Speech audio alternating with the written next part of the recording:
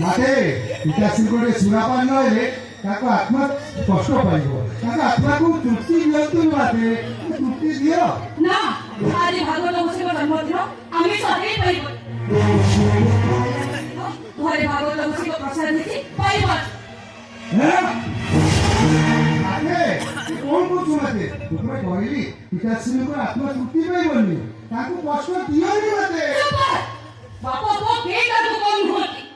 ए माधवी भाभी जी की কথা বার্তা তুমি চুপ করো আমার পয়সা টাকা বসে বড় বড় কথা তোমারই খারাপ লাগুনি খারাপ এ মাধবী 5 ବର୍ଷ পর্যন্ত করিব লালন लालन মন জানি পুত্রକୁ করিব শাসন शासन 16 ବର୍ଷ ହେଲେ ପୁତ୍ର କରି ମିତ୍ର ବଣ এই কথা କହିଛନ୍ତି ମୁନି ଋଷିଗଣ सौभाग्य पिताश्री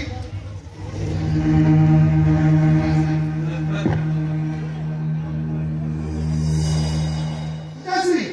नंदलाल भागवत कहला କଣ କହିଲା कहे संसार में विभु देते चिन्ह हे गोविंद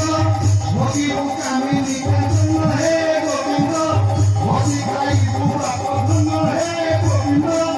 देवे सारी पाप धन्य हे गोविंद हर धन्य हे गोविंद हे गोविंद गोविंद गोविंद गोविंद मधुकर हरि चुप कर कोती तेरा चिता तो काटी मतो मुझसे घोच वो सुनाटा परा वो धोलाटा परा तेरा चिता तो काटी मेरे तो से मतो के मतो मुझसे खा रे तांगे धर्म नहीं बनी ସେ ଧର୍ମମଣି ବୋଲେ କଣ ମୁଁ ବହୁତ ଧର୍ମ କରିଛି के धर्म कहितो तुमे हां गरीब को तंटी जीवी सुध आले करतो घरे भागवत बसे मंदिर करी बापू बोले मतो मुझसे पड़ी के होतो ब्राह्मण एक दंड काम करतो तमे जय धर्म छोड़ो এই ভাইজি আমাদের ধর্ম ছড়া করিব আরে এ ତମ ମାଆକୁ ଦିଟାକୁ କେତେ ଥର କହିଛି ତମେ ଯେତେ ଠାକୁରକୁ ଡାକୁଛ ଡାକ ମୋର ଆପତ୍ତି କରିବାର ନାହିଁ ହେଲେ ଆମ ବାପ ପୁଅଙ୍କ ପେଟ ମାରିବୁନି ସନ୍ଧ୍ୟା ପହରୁ ରାତି 9ଟା ପର୍ଯ୍ୟନ୍ତ ଗୋଟେ ପାଲା ଚାଲିଛି ଆରେ ତୁ କଣ ଜାଣିନୁ ସନ୍ଧ୍ୟା 7ଟା ହେଲେ ଆମ ବାପ ପୁଅଙ୍କ ଭିତରେ ଟିକେ କ୍ଲାସ୍ ଚାଲିବନି देखो तुम्हें कहाँ परिवार से करो मते मारो मारो मारी ले भी आज ये अगर अभी तो है परिवारी कि वो तुमको करी की दे ही पारी ମାଧବୀ ହେ ମାଧବୀ माते माते ମାଧବୀ अवधि होनी माते ছাড়িনি ছাড়িনি এটাକୁ ଇଏ କେଶବ ବଡ଼ ଫଣ୍ଡା ମୁହଁରେ ଝଳ ଛାଡ଼ିନି ତାକୁ ଚିରନ୍ତ ଫାଡ଼ିଦେବି नारी हत्या महापाप पिताश्री माताश्री को पुण्य बळे तमे करिबो भवजय पिताश्री আজি সাতবার से खड़ा चोरी दो नोटिस माते कुराय कोन